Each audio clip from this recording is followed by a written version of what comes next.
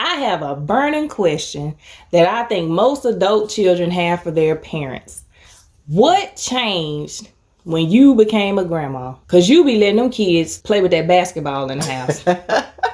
And we couldn't do none of this. So what is it about grandparents that make them get a whole new set of rules and tolerance for their grandkids? So I made the move. I bumped her, but I played it cool. DJ dropped Beyonce. I asked her who she catered to. She said I'm single, boo. I just hope you single too. But I ain't tripping. I'm just out having a drink or two. Welcome to another Degree Single segment, and thank you for listening. I usually begin each segment by introducing the concept, but hopefully you know by now that it's just me and guests discussing various topics. And this segment is monumental because it's in honor of Mother's Day, and my guest is none other than my mom. I think this segment is going to be interesting because a lot of people have come to know more about my personality and sense of humor via social media over the years. And I'm sure people wonder if I'm this way at home or if my parents know how I am. And the truth is, yes, they do. So if anybody has ever looked at my posts and wondered, who raised you? You about to find out. So say hello to my mom, better known as Mama Hearns. Thank you, Mom, for being my guest, and I'll allow you to introduce yourself and let listeners know a bit more about you. Well, my name is Sharon, and I am Christian's mom. Your name Mama Hearns. Okay. You Mama Hearns is there. Go ahead. And I'm glad to be here. All right. Praise the Lord. So, Mom, you've listened to my segments before, and I believe you know how the conversations tend to go. So I'm going to dive right in. Hopefully you don't mind me saying, but you have been a mom now for more than 30 years. Is that right? That's correct. And I know that motherhood can cause a major shift in your identity because your new role takes precedent. But can you remember what were your thoughts right before you became a new mom for the first time? Back when you was Mrs. Hearns and not yet Mama Hearns.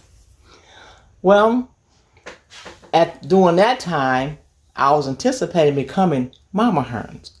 Because when my husband and I got married, we got married during a time that we call late. Because during my generation, if you weren't married early, then you were called an old maid. Yes. So, yes. So, old maid? Yes. Golly, I didn't know that was like a real thing. I thought it was something you just hear in movies or something. Wow. No. I'm an old maid. So, we got married late in our late 20s. And so, at that particular time, because you always heard that you need to go and start having kids because there's potential for complications. So, after we got married, we didn't just dive in and start having kids, but having kids was on our mind. Starting a family was on our mind. Okay, so y'all was intentional about that. It wasn't nothing that sprung up on you. So, do you think that's because like the time? Because we know about people that get married but want to enjoy some of their like youth and time together before kids. So, do you think because y'all started what was considered late, is that why you wanted to go right into children, or did it just kind of happen that way? Like, did y'all plan to wait anytime? And if you didn't plan to wait, it's because you feel like I don't want to wait any longer, or was it like, no, I was just ready. It wasn't about a timeline of being an old maid or nothing. I was married and I just wanted kids. Well, pretty much that. So when we got married, we'd already discussed having kids. And so we knew that was going to be one of the things that we were going to do. My thing was, I didn't want to be having kids and being so old going to a graduation. So I'm like... It's the same stuff we joke about, but I'm just going to be old. So I didn't want my kids kids coming to them saying, is that your grandmother?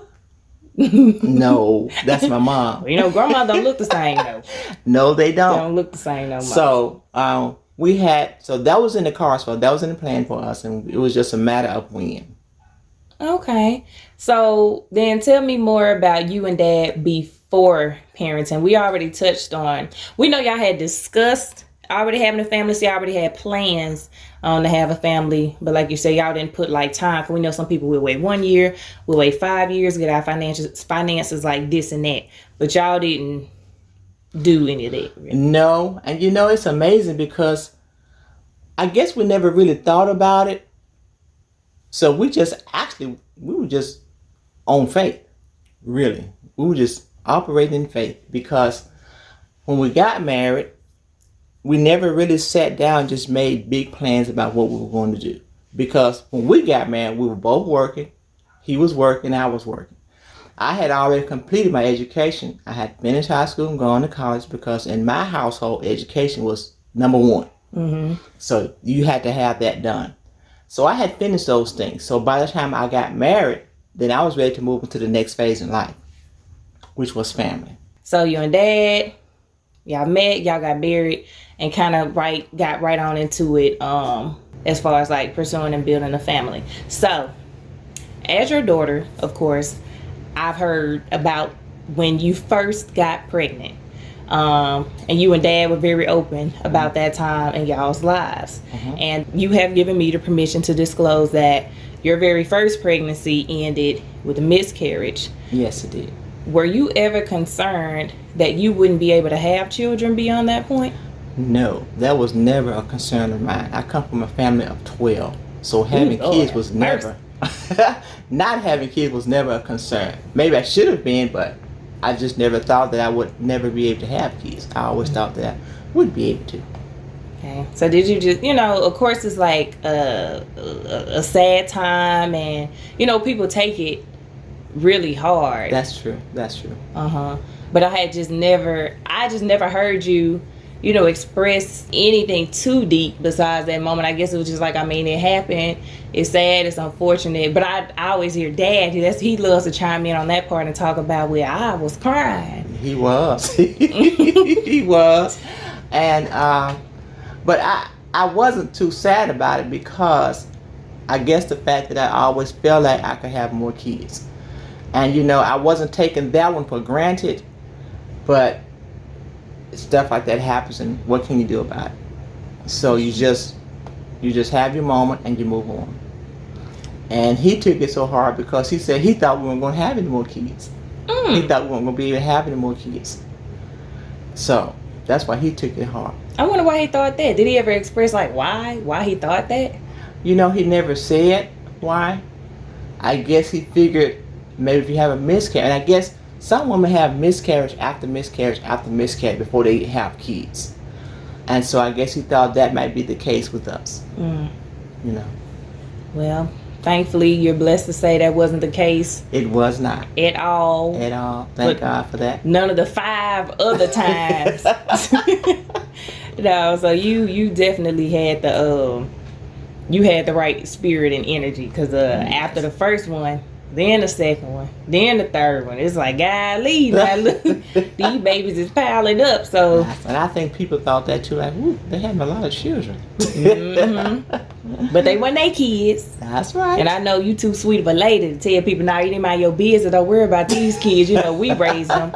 But even back in the day, they still apply. They really weren't their concern. But now, I think people have grown to be kind of fond of all your kids. That's exactly right. I think so too. Because they're always asking about how are the kids. Mm-hmm. Kids are fine. So it's interesting that you mentioned the being late and the old maid. Oh my God. I know there's going to be a very interesting part of this when listeners get wind of that part. That is hilarious. The fact that I would be considered an old maid. So that's funny because it segues right into my next part. When you were my age, you were getting ready to have me because you had me when you was exactly 30. And I'm approaching 30, not there yet. Right. And so where you were at that time in your life, you had already been married for close to 4 years, and you'd already had one baby prior to me. What do you think of the fact that I'm at the age that you were in life, but not at the place you were in life? I'm not married. I don't have kids. So would you say that I or anyone else in a similar position as mine, would you say that we're late or behind in regards to life's timeline? We know what they used to say back in y'all day. I know according to them, I'm an old maid. So I learned something today. But based off your thoughts, What do you think about that? No, I think people should move in their time because everybody develop differently. And if you're not ready for marriage, it's not something to be taken lightly. And you shouldn't just get married because of age or the biological clock is ticking. You should get married when you are ready to get married because it's a serious step. And it's one that shouldn't be taken lightly, and it's one that should be entered into with the intention of this is forever. So if it takes you 30 years to decide, or if it takes you longer, when you get ready, you have to bloom where you are, grow where you're planted, develop at your own pace. And you can't allow other people to tell you when it's time to get married, when it's time to have kids. Because at the end of the day, you'll be the one there with that spouse or with those children, taking care of them that somebody else told you to have. No, I can't nobody tell me to have a look. I'm glad you ain't one of them mamas like, I'm waiting. I need some grandkids. I'm glad that you've never been insistent. No. I ain't gonna say pushy, right? But people that do that. But I'm glad you haven't beat me across the head with that because I am your first and oldest daughter. That's right. And a lot of times it's like that pressure just kind of come with the job. It just come with the role. You're the first girl. And so right after Reggie, got married and went off to school, I always thought that the pressure would be on me next. And of course, things have been said, Kristen, when you gone, especially, right after me, when a younger sister comes and does it before you, right. There's like, wait a minute. This is out of order. Yes, did you miss the train? And it's like, no, I ain't on no train. I'm over here in my sports car driving fast in traffic with no car seats in the back. I ain't missed my train at all. So it's just interesting that it's just cool because I always hear friends of my age talking about my parents like, I want you to hurry up and have a baby. I want you to hurry up and have a baby. And I'm like, I can't relate to that at all. I don't know what makes people. Well, maybe they don't have any grandkids. You ain't have none either, but before the ones you have now, it just wasn't never that pressure. So I don't know. Did you just feel it and didn't want to say it? Like, man, my kids need to hurry and give me some grandkids. No, children are a big responsibility. And I think you shouldn't have children until you're ready to have children. It's not like you can send them back when you get tired of them at the end of the day. So when you decide you want to have a child, that's when you should have a child. And plus, I'm not big on kids having children out of wedlock. Children need two parents. And we need an active father and mother in their lives because they did not bring themselves here. So someone has to be responsible. Yeah, both of them. That's right. Don't say no someone, because there's some people think they got a choice. Okay, well, you be the responsible one, and I'm going to go on out here and live another life. Yeah. No, you come on back here and bring your wallet. That's right. That's right. That's right. Men carry the great responsibility because they are the head. Ooh. And that's by design. God created man to be the head of the family. Look, you might need to lean in a little closer. Nah, I'm just playing. Make sure they hear you. Don't say it again. So that was by design. He created man to be the head, and he created the wife to be the helpmeet.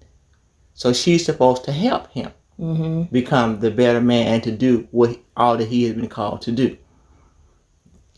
Now, let me ask you something, because look, I ain't even had this on my script. But now that you done said, help him do what he was called to do. I think that is fine.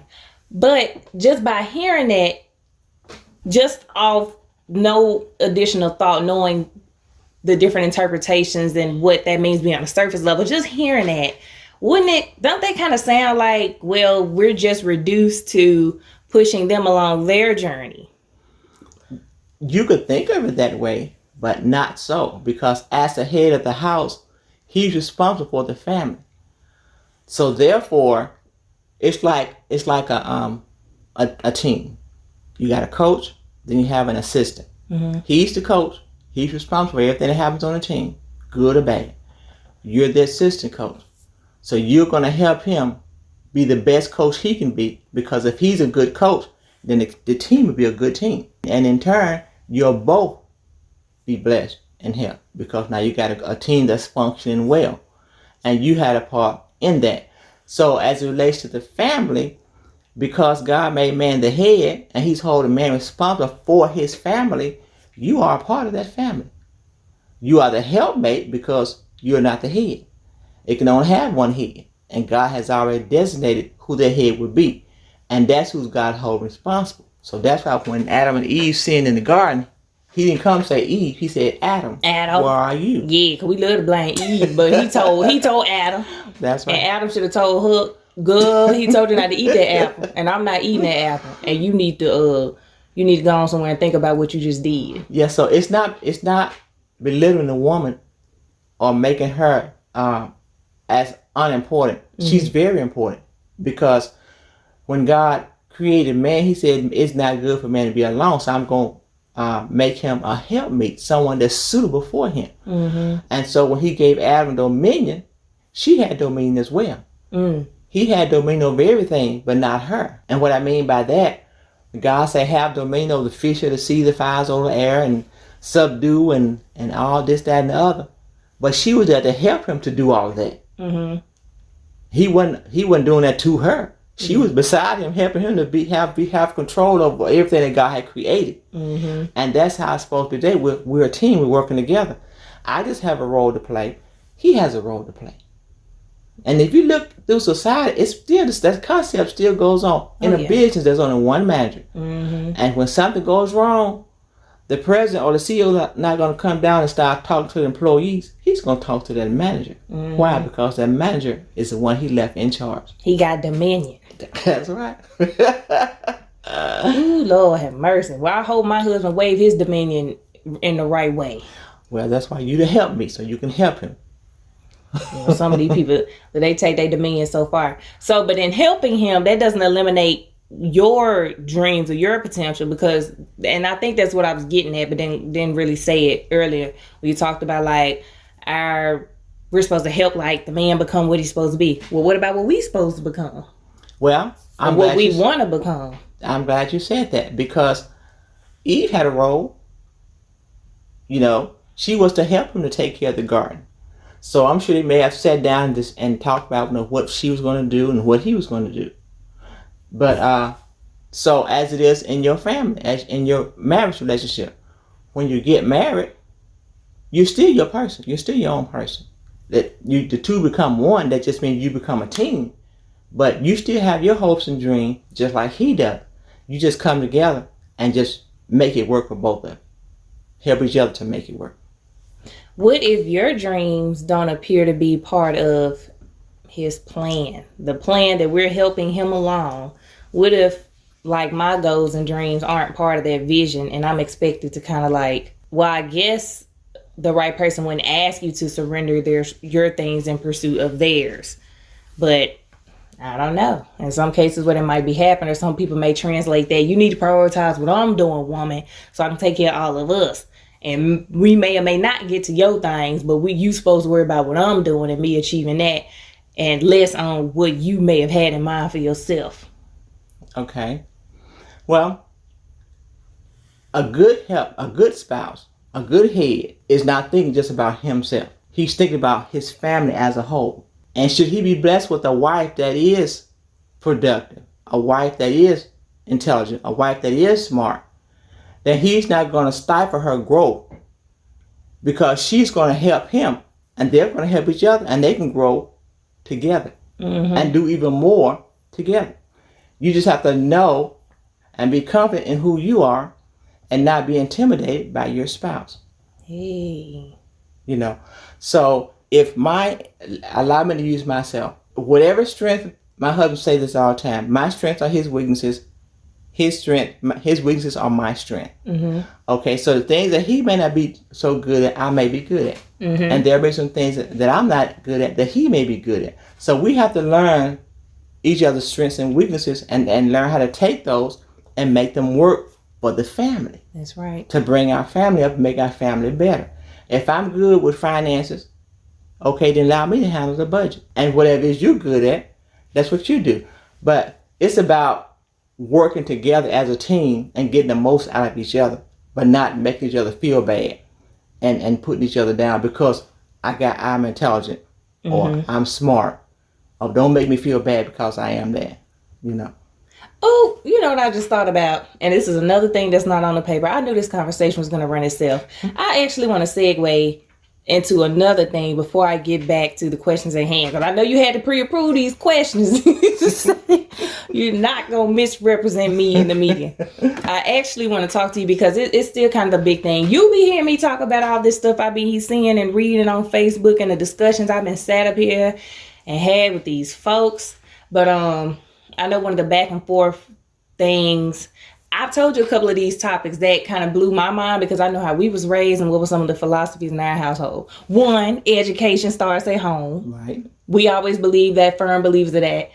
But it's like when you see people's complaints about like schooling and teaching and stuff, it's like they don't believe education starts at home. It's like, well, my kid don't know how to do this, and this. It must be their teacher fault. It's like, child, just because John eating pencils, that ain't got nothing to do with the teacher. If you've been letting them eat pencils for the last 5 years, that's on you. That's correct. You know, you just made the teacher job harder. In fact, she got to stop him from eating pencils long enough to try to teach him something. That's correct. You wonder why the boy got all the F's. Probably done swallowed too many splinters from the pencil, can't learn nothing. So you got these philosophies like education starts at home. And, you know, one thing that's characteristic in our childhood, I'll say in hindsight, and even when people have asked, how did your brothers and sisters like turn out the way you all did? I know people think I'm a little, you know, a little crazy compared, you know, when you line all us up side by side, it's like they're Christian.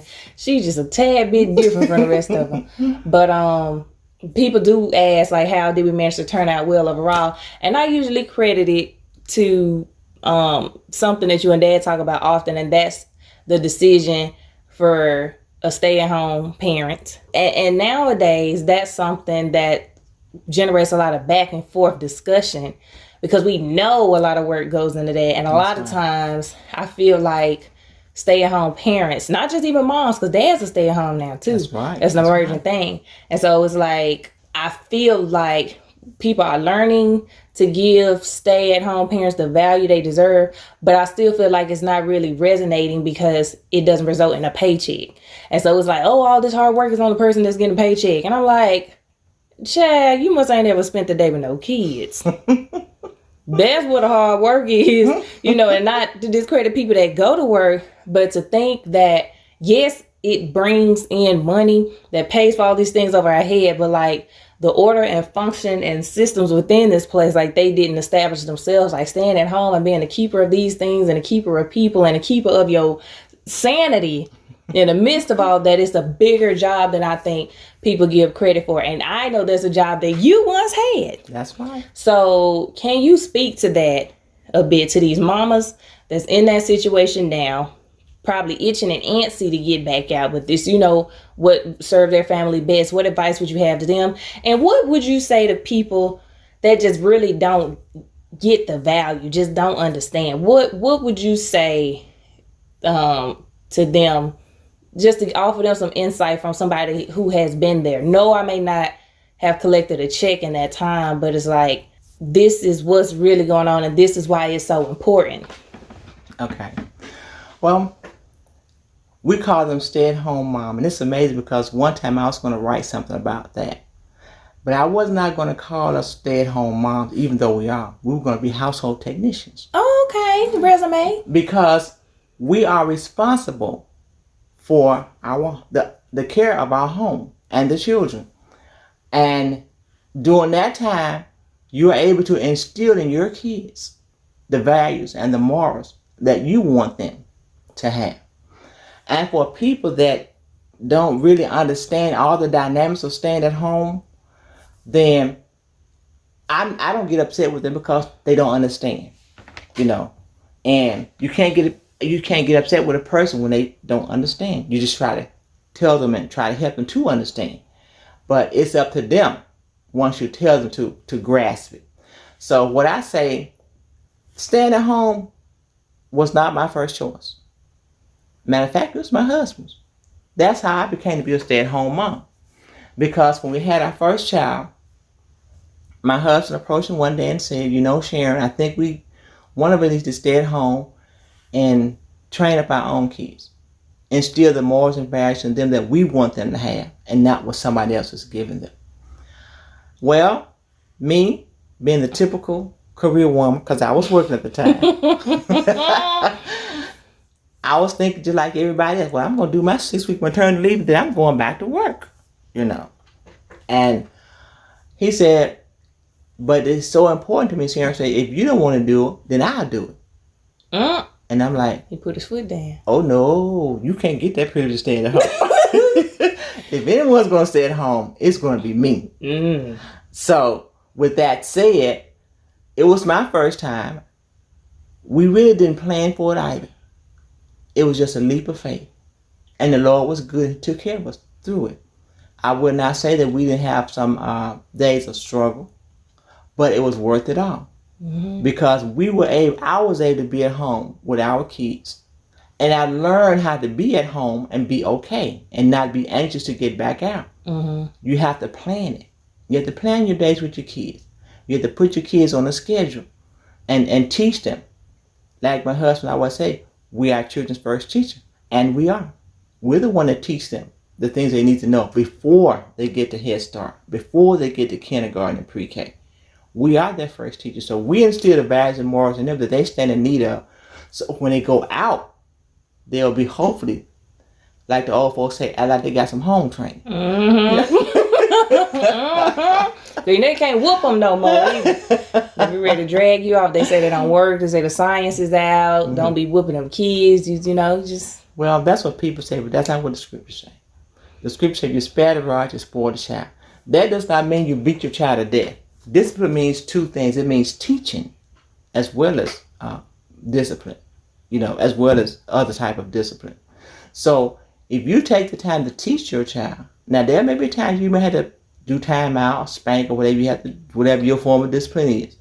But it's more about the teaching and helping the child to understand, because your kids come here a blank slate. And so they learn from you and their environment. So staying at home, being a stay-at-home mom, I would not trade my time at home with my kids for nothing in the world. Even though it wasn't my idea, but that was my best time. Those 10 years when I was at home with my kids, I learned a lot, and I felt like I was able to instill a lot of stuff into them. Good stuff, that would carry them through life. Because like I told my boy, I said, I'm not raising boys, I'm raising men.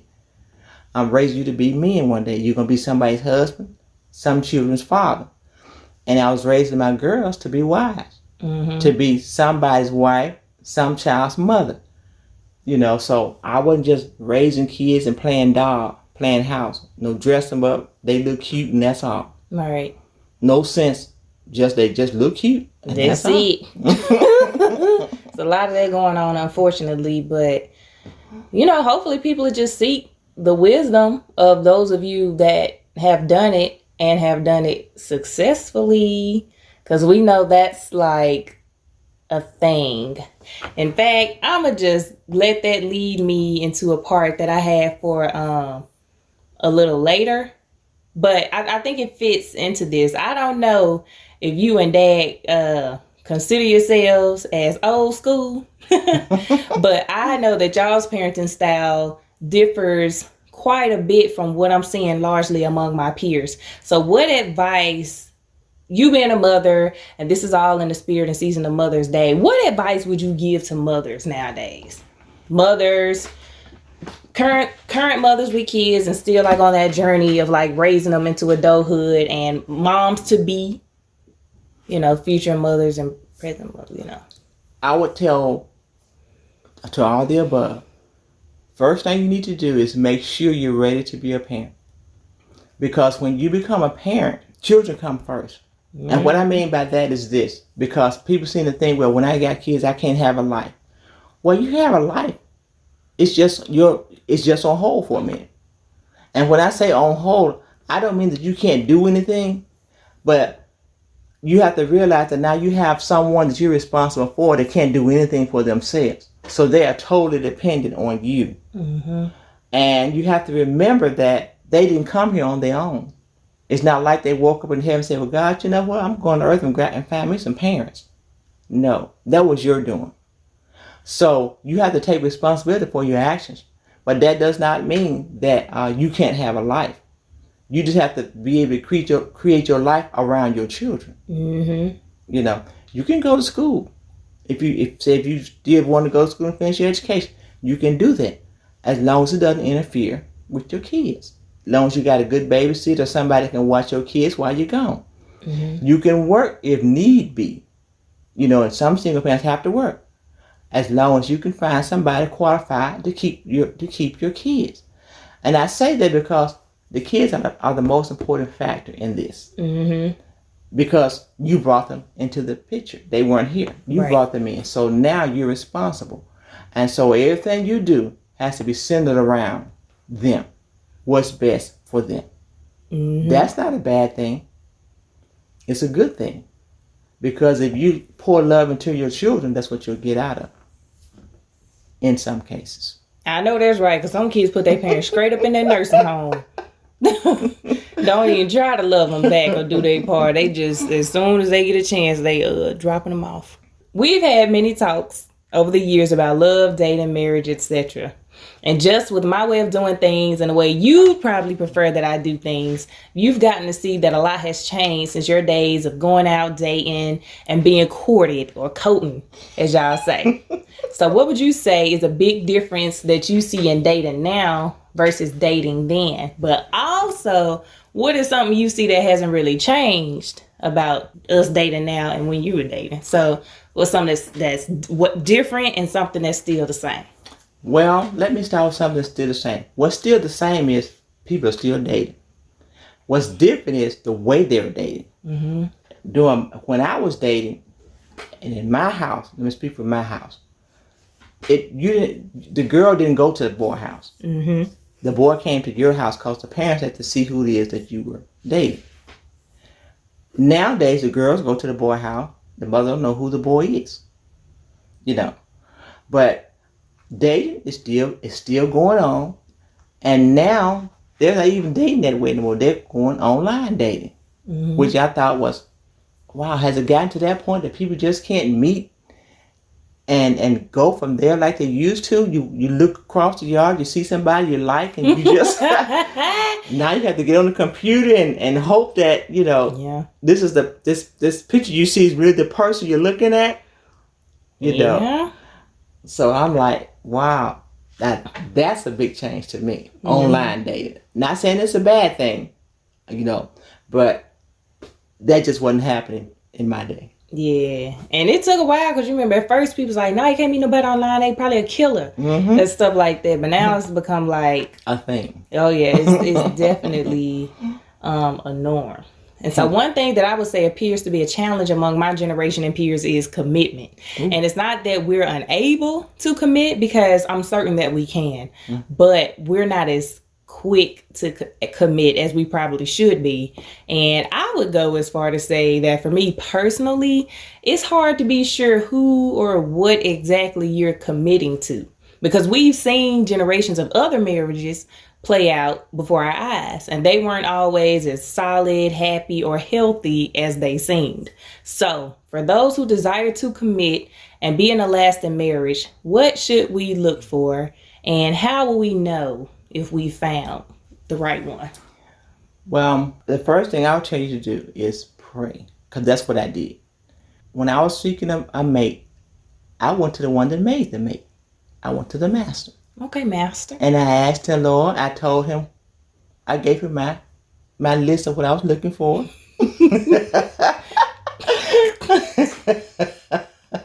We laughing because we know your list. And we know what you got. That's right. And so I said, okay, Lord, 4 out of 5 is not bad. I'll take it. It was 4 out of 5? Well, that's good.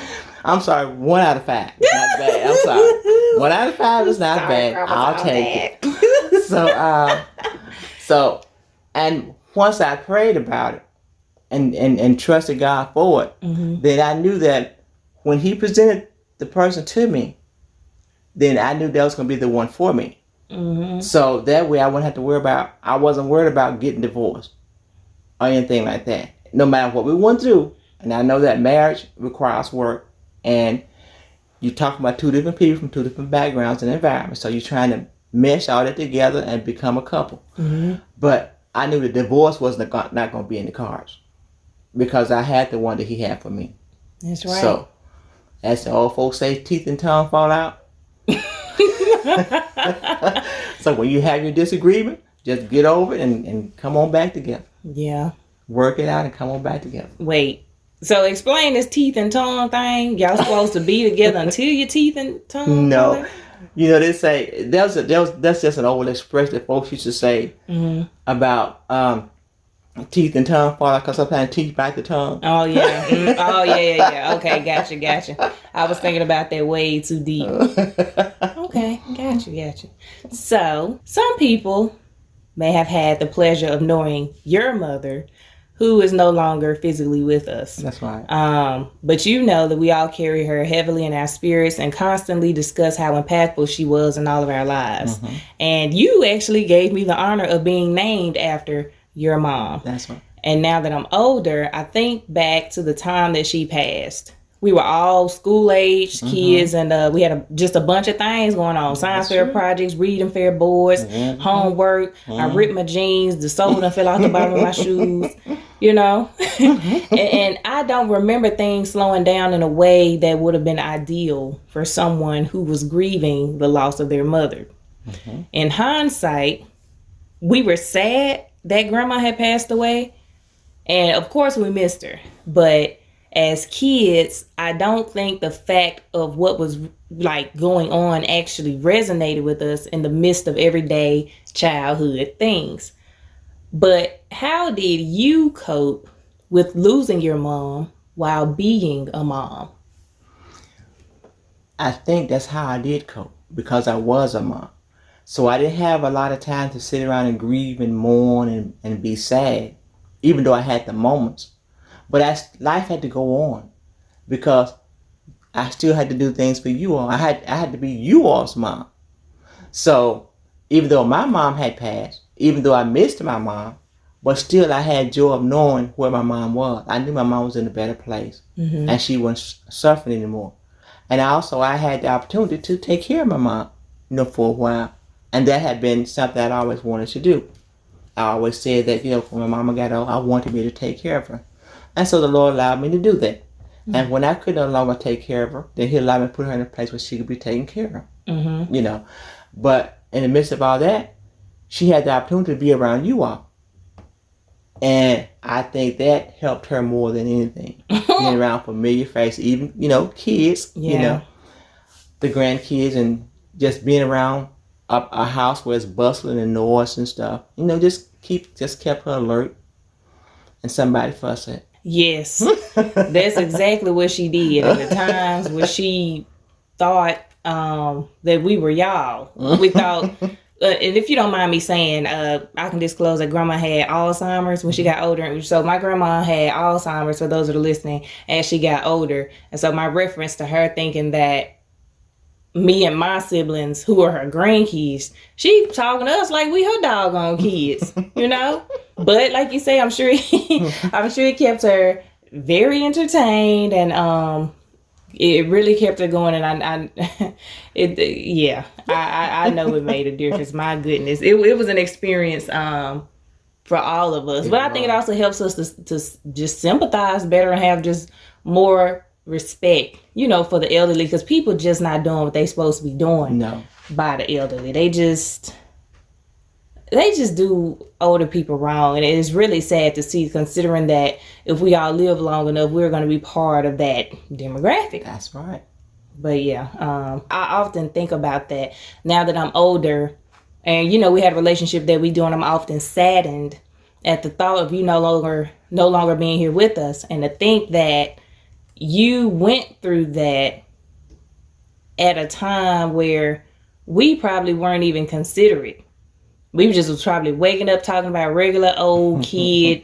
Mama, I need this. Mom, why didn't you do that? We can't do all that because we weren't gonna get too decorated with our complaints. But No, it's just the fact like life went on about, Mom, I want to go see a boy. Why can't I, and it's like my mom is gone. Like I'm sitting here dealing with that, coping with that. And as kids, we just didn't understand and just couldn't fathom what was going on to be able to allow you the space that and time that now being an adult that I feel like I would have wanted.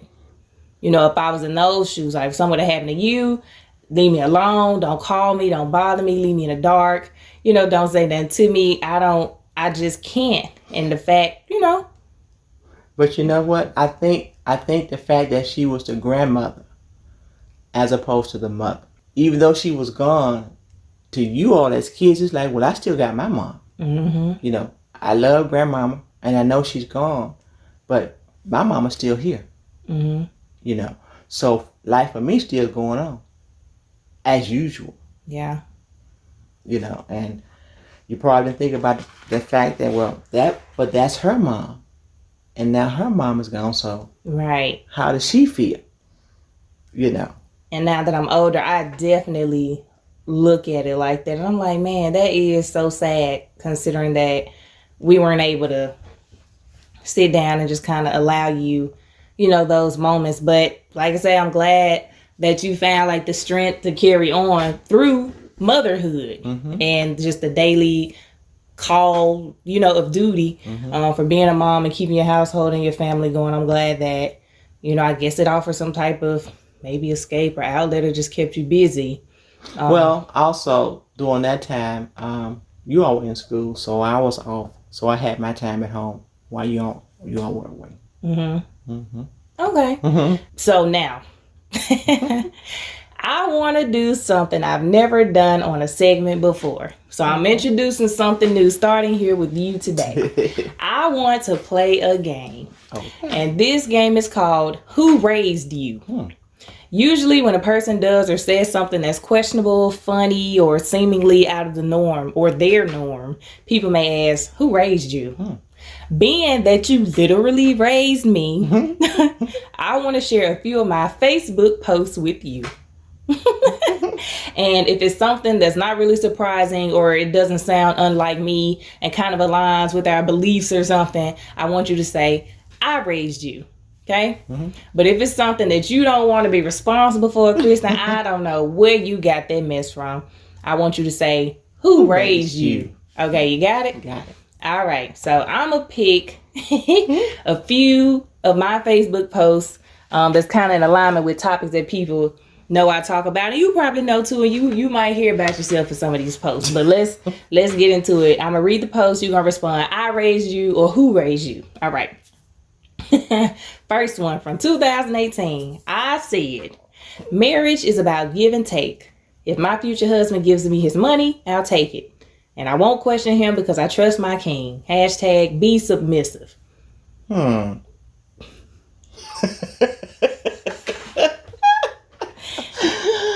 I raised you. Oh, okay, Mom. So look, if he give me his money, I'll take it. Give and take. All right now. Look, y'all heard it from Mama Hearns. I raised you. Thank you for not disowning me. Okay. A lot of people know about me and my paper plate, what I now call paper plate propaganda. People know that I like to talk about paper plates quite a lot. So, okay. So here's the next status I have. I said, Hefty, Dixie, Chinette, Solo, whatever is on sale. Oh, don't mind me. I'm just considering which brand of paper plates will be best for my future husband. Only the best for my king. Oh my goodness. What's it gonna be? I raised you or who raised you? Who raised you? Okay. All right. So people know I'm good for a Mama Hearns and a chromosome dash status. So I'm gonna actually let you hear. I'm gonna let you hear this time one of the statuses I wrote about you. And of course, based on what you hear, you can say I raised you or who raised you. All right. So this is a post from this year. Actually, I said, just watched Judas and the Black Messiah with Mama Hearns, and she had no idea what it was really about. In her words, I don't know why I was thinking it was Judas and the 11 disciples. So, I raised you, or who raised you? I raised you.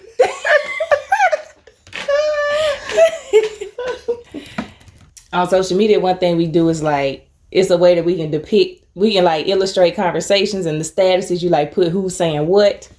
And so I remember this day, I don't know, just one of them deep family talk nights, but I wasn't involved. I think you and Dave was sitting off to the side and kind of talking along.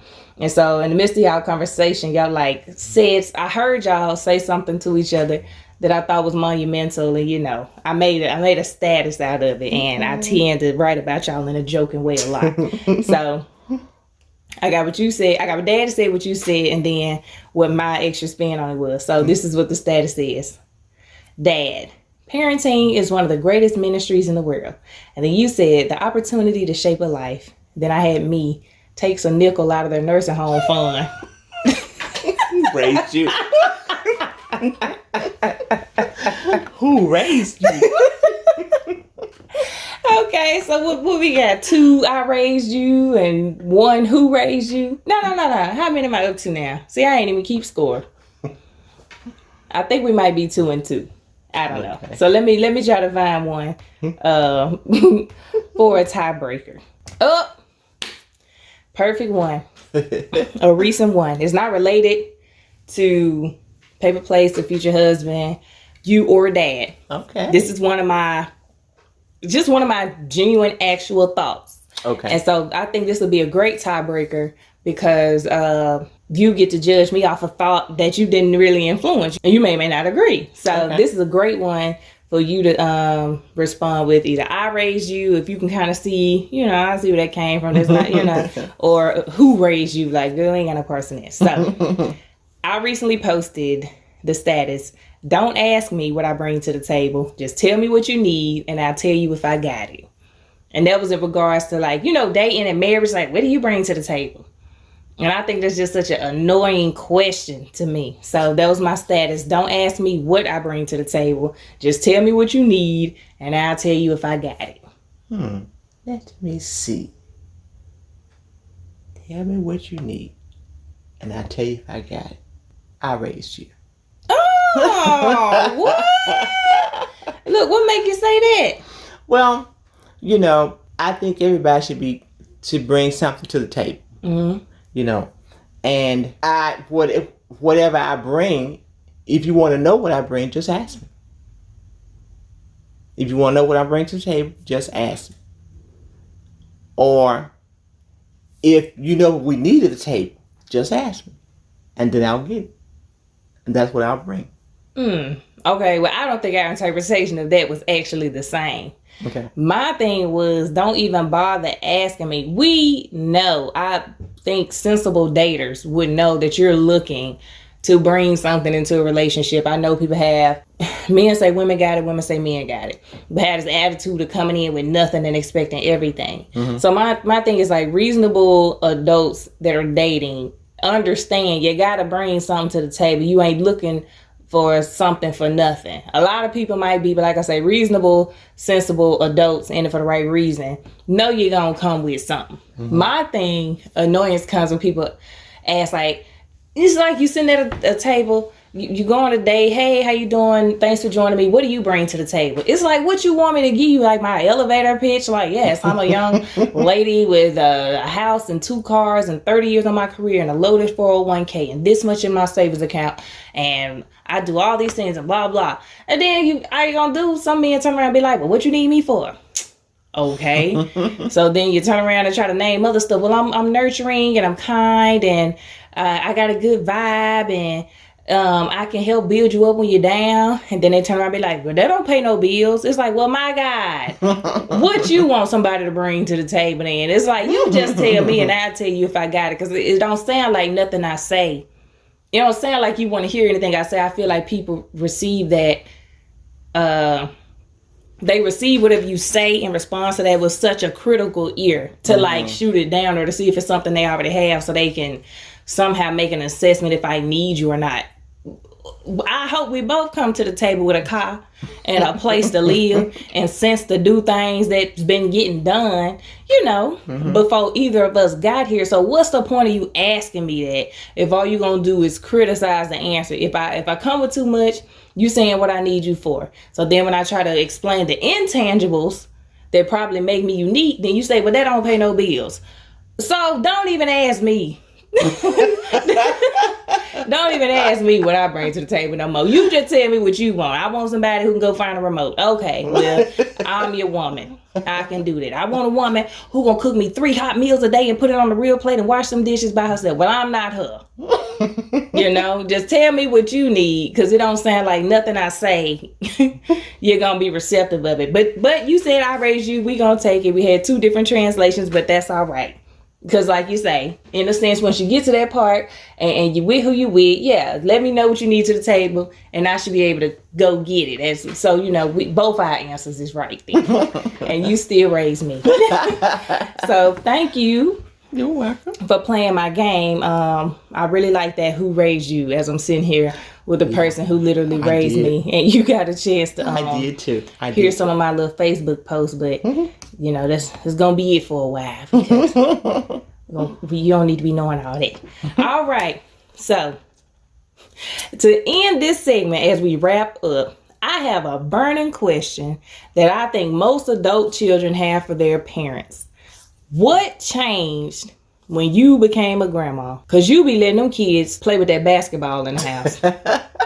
And we couldn't do none of that. So what is it about grandparents that make them get a whole new set of rules and tolerance for their grandkids? Well, I think one thing is, depending on what age you are, if you raise your own kids, by now, you're probably tired. And secondly, you realize, okay, these are my grandkids, meaning their responsibility is with someone else. Mm-hmm. So I can bring them here and do things with them, and as we say, spoil them, and then send them back home. Oh, no. And let the parents figure it out. And then another thing.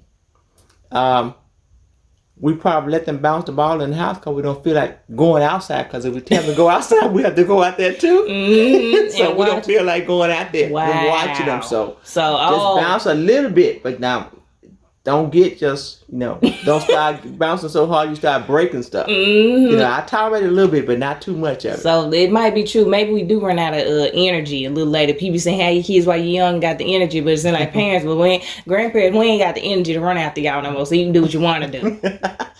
Not what you want to do, but we may allow you to get away with a few things that we didn't allow our kids to get away with, because we were younger than when we had our kids. Mm-hmm. So, Well, it's definitely some, because I'll be like, oh, they can take the Snicker bar in there on the good couch and eat in their room. But we always never, now don't eat in there. Oh, right. Okay. Go to the table and kids got hamburgers and milk and cheesecake and everything up under here. And it's like, grandma baby. Okay, well, grandma baby just knocked this Coke over. Well, I'm the kind of grandmother now, I wouldn't let the kids eat in my living room. They have to come to the table. No, they be eating up in their living room. That's why, they be eating up in there. You all eat up in there. I know I eat up in there because I earned the right to eat up in there. And Christina, no, they don't. They come to the table because they too little. I earned my right to eat up in there. Because all our lives, we've been told don't eat up in there. And here they come in there with Pampers and an animal cracker, walking right in there on the couch in front of the TV, and got the nerve to ask you for a drink. So yeah, I'm going to eat in there because I done earned the right to eat in there. They can eat in there.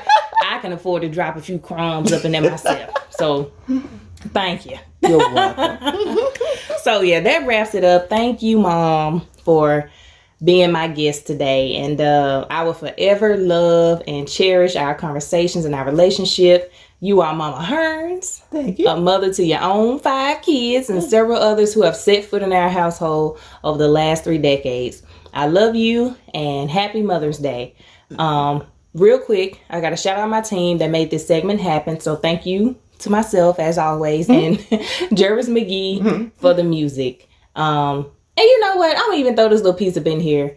Thank you, Mom, because you knew about Degree Single before we knew it was gonna be That's right. Degree Single. And I feel like you kind of watched this moment like blossom from when I was a little girl writing you letters.